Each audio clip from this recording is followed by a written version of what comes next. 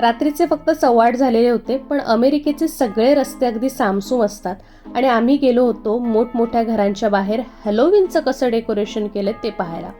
आमच्या घराजवळचे 3-4 लोकेशन आम्ही शोधून काढले जिथे एकदम भारी डेकोरेशन केलेलं होतं.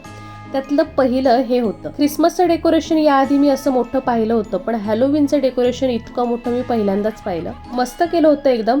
खूप मोठमोठे असे हे सांगाडे आणि भूताचे असे हे पुतळे इथे लावलेले होते आणि बरंच काही वेगवेगळ्या थीम्स इथे ठेवलेल्या होत्या. डिटेलिंग खूप छान केलेलं होतं.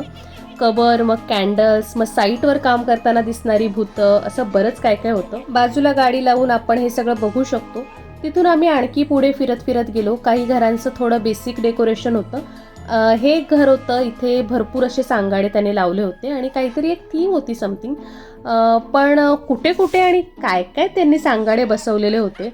ॲक्च्युली मी हे शूटिंग करताना मी एकटीच गाडीतून उतरलेली होती आणि सगळीकडे पूर्ण अंधार होता, कोणीच नव्हतं आणि शूटिंग करताना मी खरंच खूप घाबरली होती. पटकन आधी तिकडून निघालो आणि आणखी एक पुढे जाऊन एक डेकोरेशन होतं, ते पण मला खूप आवडलं.